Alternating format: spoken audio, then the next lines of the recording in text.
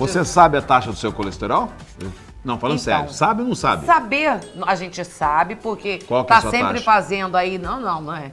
A Exames, maioria tal. dos brasileiros não sabem, querida. A maioria não sabe, isso é óbvio, era o que eu ia Quase seguir. 70% dos Mas brasileiros. preciso estar fazendo cuidados sempre, porque você faz hoje, daqui uma semana, isso pode mudar. Você sabia disso? Mas é tão rápido assim? Quem vai nos dizer? Quem vai nos dizer, Alex?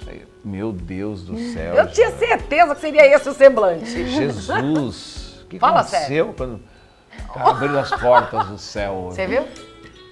Que coisa linda. Tudo Bem-vinda, bem? doutora. Obrigada. Doutora Alessandra, especialista em cardiologia e arritmologia. Gente, essa mulher é tão linda que chega a doer. Não quero ficar olhando pra lá, não. E além de ser Faz a bonita, entrevista aí que eu não vou falar com ela, não. é uma médica com um assunto muito interessante. É verdade. É verdade, né? Em primeiro Tá? lugar, eu queria agradecer a presença, estar aqui no Entre Nós. É um prazer imenso o convite. Tá? Obrigada. E realmente é verdade, a maioria dos brasileiros desconhecem suas taxas de colesterol, tá? Isso acontece porque a maioria nunca foi ao médico, nunca passou por algum exame complementar. E o argumento deles é exatamente esse: eu sempre vivi bem, eu nunca tive nenhum sintoma, por isso eu nunca procurei o médico. E o que é importante a gente dizer? Que o colesterol alto, assim como outros problemas de saúde, são doenças silenciosas, o que faz os pacientes acreditarem que estão com a saúde em dia. Isso não é verdade.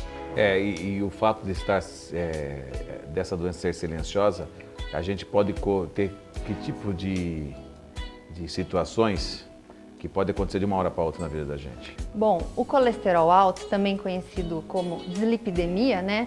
Ele leva à formação de uma doença chamada aterosclerose, que consiste numa inflamação crônica das artérias de grande e médio calibre. Aí vem o infarto. Daí, com isso, vai agredindo o endotélio, que seria a parte mais interna dos vasos, né? A camada íntima seria a mais interna, e fazendo com que essa agressão cause uma disfunção e ocorra o depósito de colesterol nestes locais.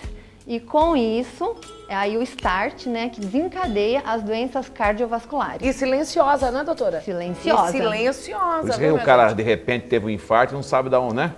Não Infartou. sabe. Exatamente. Isso é importante a gente dizer, porque as pessoas, né, vão no Dr. Google, né, vão lá pesquisar, dor no nada a peito, ver. palpitação, falta de ar, são sintomas de colesterol. Mentira, tá? É importante a gente ressaltar isso, porque o que pode acontecer é parecido, são doenças, são esses sintomas causarem algumas doenças que vêm a partir do colesterol, mas não que o colesterol cause os sintomas. Por exemplo, dor no peito leva ao infarto, e o infarto sim pode ser provindo de um colesterol alto anteriormente. Por isso que esse monitoramento tem que ser feito sempre. Bom, é muito importante, sim, um segmento médico regular, contínuo, principalmente pacientes de alto risco ou muito alto risco, que serão classificados pelo médico, tá certo? Então, E o que seria pacientes de alto risco? os pacientes, eles são classificados em consulta médica por um score de risco global. Então, o médico vai conversar, tirar toda a história, saber os antecedentes, doenças prévias ou fazer até mesmo o diagnóstico de doenças desconhecidas, e a partir daí vai classificá-lo em baixo, intermediário, alto risco e muito alto risco, que é uma das novidades aí da nova diretriz.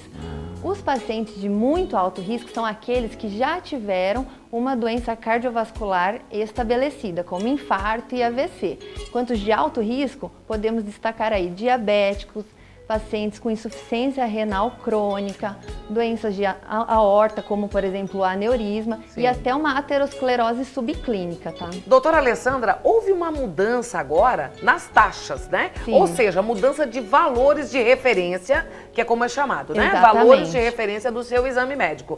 Esses valores hoje mudaram.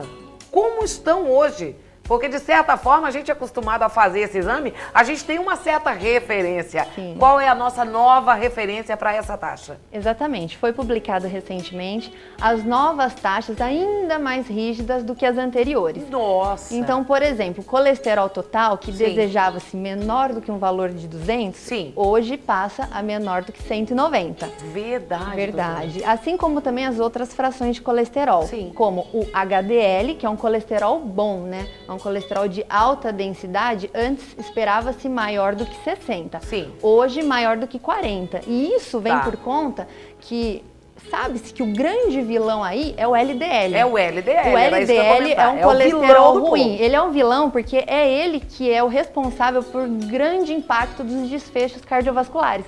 Então a meta dele tornou-se ainda mais rígida. Ah, entendi. Então, e a taxa do LDL, que é de extrema importância sabermos, porque o LDL é o vilão do nosso organismo, né? Isso. A taxa dele, então, mudou também. Mudou também. Tá. Antes preconizava-se uma taxa inferior Sim. a 70 para pacientes de alto risco, Correto. que são aqueles pacientes da classificação anterior. Aham. E hoje, deseja-se aí que ele seja mais rigoroso ainda, ou seja, um valor inferior a 50 para aqueles pacientes de muito Olha! alto risco. Você está me dizendo então que aqueles exames que nós temos em casa, As referências mudaram. ó, Rasga tudo, rasga e vai refazer fazer de tudo, não é novo. isso, doutora? Exato. Doutora Alessandra, eu gostaria de fazer mais um convite, estender esse convite. O assunto ele é bastante extenso.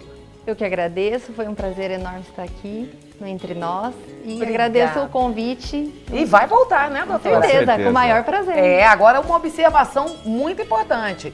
O doutor acabou de falar aqui os novos valores de referência do seu exame. Não é porque você fez um exame, a doutora falou que se tiver acima ou abaixo, tá bom ou tá ruim. Existem comparativos, não é isso, doutora? Exato. Todo valor de referência de um exame, existe o comparativo, o de cima com o de baixo, de um lado com o outro, que é só um excelente médico como a doutora Alessandra pra te, de fato, diagnosticar.